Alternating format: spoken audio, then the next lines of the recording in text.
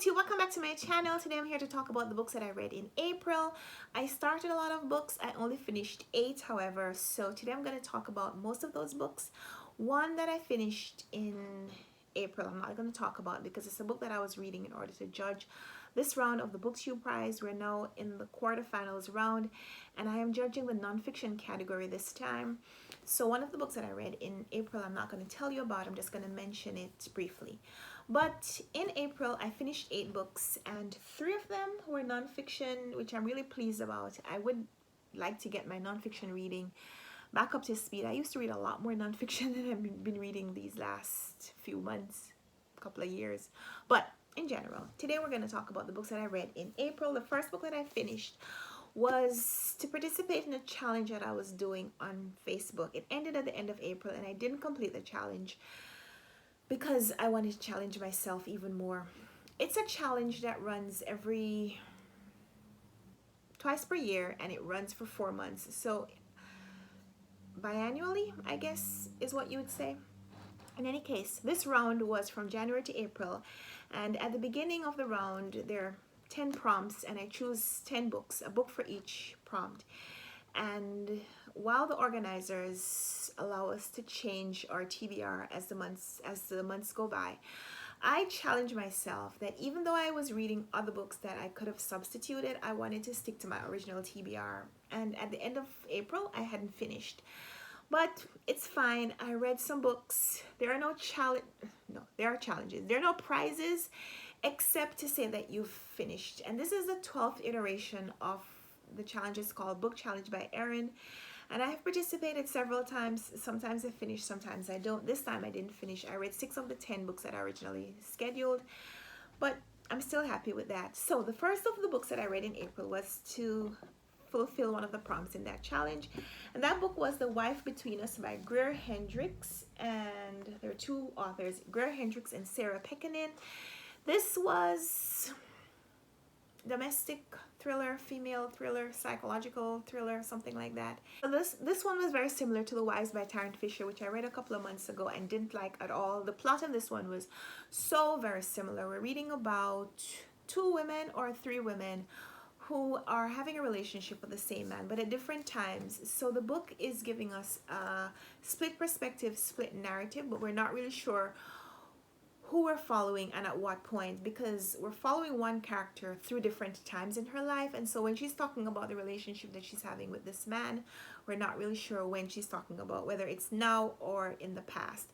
So is her husband cheating on her now, or is she still super attached to him even though he's moved on to another relationship? I thought it was very interesting in the way the authors pitted the reader against the characters, so that we weren't really sure who we're rooting for. We weren't really sure who was the villain, who was the jilted lover, who was the antagonist, who was the protagonist. I really enjoyed that. I really enjoyed that part of it, but overall I didn't love this. This is just not my kind of book. I like thrillers, I like mystery thrillers, but I like when there's an actual incident, like there's an actual suspenseful event or crime of some sort that is not just the author playing mind games with me, and I felt like this was kind of a mind game. So I liked it enough to want to read more from these authors perhaps in the future, but I didn't love it. So that was The Wife Between Us by Greer Hendricks and Sarah Pekkanen. That was the first book that I finished in April, and like I said, I listened to an audiobook version. Maybe if I was reading a print copy or even an ebook copy, then I might have had a slightly different experience. I don't know.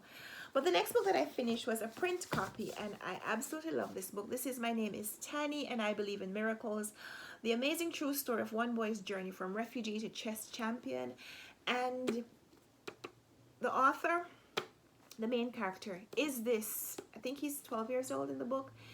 He is writing this book about his life, and it follows him from his early childhood.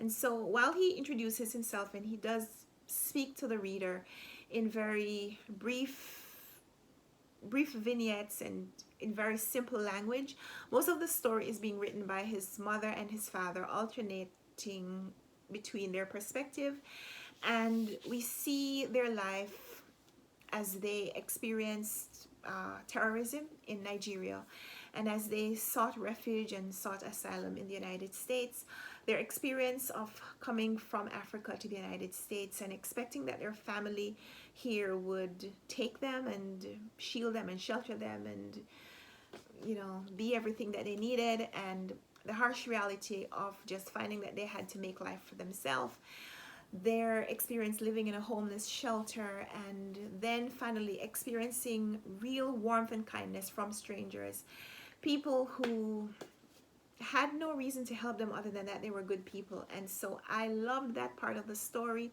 I also love the fact that we're reading about this little kid who just has a knack for deep thinking and has an interest in pursuing not just the game for the fun of it, but for what it can do for him, for his growth, for his life. And so this was a fantastic memoir, and I highly recommend it.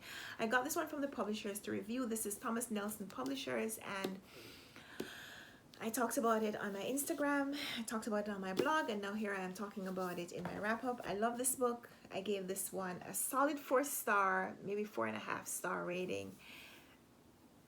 Yeah, highly recommend. Then I read Such a Fun Age by Kylie Reed, and I read an electronic copy of this one from my library. And I'm glad that I read it because I've seen a lot about this book on social media, and you hear mixed reviews. Some people say they love it, some people say not so much. But I'm glad that I read it because I also have these complex feelings about the book. Following a young woman who's in her mid-20s. She's a black woman, African American, has a good educational background, but she's kind of floating in her life. She doesn't have a real, what you consider to be a real job. She doesn't seem to know what her interests or passions are. So she's a casual babysitter for a white family. And one night, the night when we meet these characters, she's at a party. It's late at night. The lady that she babysits for calls her and asks her to come and pick up the child and babysit her. It's late, like 11 o'clock at night, because there's been some incident at their home. They need the child to be away from the house. And so she takes her to a supermarket. She and her friend take this white child to a supermarket, and someone sees them, recognizes that this is an anomaly. It's not usual to have a small child out late at night with people who are not her parents. And so they call security, and they refuse to let this young woman go because they think that she's committed some kind of a crime. But while you're reading this, you know that there is something inappropriate about this. And I mean, I feel like putting myself in the book, putting myself in the plot, if I had seen that, I might have been tempted to call someone as well, because it's clear that there's an issue here. But this incident is described as though it's racial profiling. And so we get several instances of scenes that may or may not be racial profiling, scenes that may or may not be racism. And the author is asking us as a reader to take a side, figure out who you agree with. And it's not really clear who the hero and villain characters are, just because things are so complicated. So I found the book interesting in that there were no clear, this is right and this is wrong. We're not sure who we like, even though the character is supposed to be someone that we identify with, I suppose. Identify with her struggle is difficult too. And yeah, I'm glad that I read the book. I didn't love it. Even at the end of the book, where we're looking for a resolution, it was complicated. My feelings about this book were complex, and they weren't the good kind of complicated. I didn't love it. It's hard to root for a character who doesn't seem to want to root for herself. Even in the end, where she's supposed to be resolving her life and taking charge of her own situation, she is still just a follower, and it's difficult for me to like characters like that, even if I see myself in them. I don't know, it was just hard for me. Didn't love that book. So then I read My Grandmother Asked Me to Tell You That, no, My Grandmother Asked Me to Tell You That She's Sorry. This is a novel by Frederick Backman. I also listened to this on audiobook, and this was not as strong a novel for me as Bear Town, but I enjoyed it anyway because it's following a young girl who has a relationship, a really great relationship with her grandmother. And when her grandmother dies, she leaves some letters for this child to deliver to people who she had relationships with when she was alive. And in the delivery, this young girl is starting to learn even more about her grandmother and seeing her grandmother as a hero, and realizing that the stories that her grandmother used to tell her, these fantastic fairy tales that her grandmother used to tell her, were real. And she gets to meet some of the people who were characters in her grandmother's story. And I thought it was just so great, the relationship that was described, because when I was a child, I had a really wonderful relationship with my grandparents as well. And you know, those relationships, when they're cut off, when the grandparent passes away, it feels like a physical loss, like a limb that has been gone. And so I appreciated reading this from how Bachman described the relationship between this old woman and this little child, and it was just wonderful. So I gave that one a 4-star rating. Then I read Idaho. Oh, I read Idaho to participate in my challenge where I had to read a book where the title started with I. This is Emily Ruskovich's novel, and this is Emily Ruskovich. I had never heard about her before other than this book, which Sean the Book Maniac gave a 5-star rating last year sometime, I think. And so I said, when Sean gives a book a 5-star rating, I'm really interested in it. And this one was, again, another complicated story. It's following a family that has been decimated, and we're reading from the perspective of the man's new wife. So what happened was, a man and his wife were living in Idaho. They bought a piece of property in the mountains, and they were raising their family. They had 2 daughters, and one day there's an incident, and both daughters are lost to the family. The wife also goes away, and the man remarries, and we're reading from the perspective of his new wife, who's a teacher and was in their lives before the daughters went away. Don't want to tell you anything more about this because it is a slower reveal. It's one of those slow burn books where it starts off pretty slow and you're not sure what the story is. And as you're peeling back the layers and you're starting to realize, and then it flips and you go back in time and then you go forward in time. So this was a multi-perspective, multi-timeline novel where there's even a section in the future. The book goes up to 2025. And we read about so many characters who seem to be side characters, but their lives all relate to this thing that happens that scatters this family. Oh, I mean, it was the incident that happens is quite something. It was very difficult to read, but I appreciated the writing in this one. I don't want to give this a 5-star rating because the story was also difficult to process, but I enjoyed what the author did with it. So Idaho by Emily Ruskovich. I don't know if she's written anything else since then. I'm gonna look her up. Yeah, but Idaho by Emily Ruskovich. Another thing that I read was Things Fall Apart by Chinua Achebe. This was an ebook I read from the library. This is also to fulfill my book challenge by Erin. That was to read a book that was set in Africa. I've read several books since the beginning of the year that have been set in Africa. This one is a Nigerian setting. But I chosen Things Fall Apart because I feel like I'd read that book sometime in the past, but I couldn't remember the details. And now that I've read it, I gave it a solid 5-star rating. I'd give it a 6-star if I could. Not because I'm endorsing what is happening in the book, because it describes patriarchy and abuse, domestic violence, and lots of things that I don't support, but the writing was fantastic. This was a book that was published in the 1950s. Chinua Achebe started a trilogy. This is the first book in the trilogy, and it's giving us the background of what happened in Africa before the missionaries came. And so we're reading from these African people's perspectives. We get a lot of African mythology and culture, Igbo culture, Igbo religion, Igbo ancestral practices. And yeah, I don't want to summarize the story. I don't want to give you too much of a synopsis other than to say, if you haven't yet read Things Fall Apart, you should. I know some people have very different opinions about it. It's one of those polarizing books because you might not be able to get past the violence that is described and so on. But without agreeing, what I really liked about the book, the fact that it's written from third person perspective, so it's as though you're reading a narrative nonfiction history. You're reading from a very remote stance. And so I appreciated Ashebe's writing style in that book, which is that he covers so much but gives us a place where we can stand apart and experience what we're seeing without actually being there, without having to be there as witnesses. Yeah, 5-star, complete 5-star for me.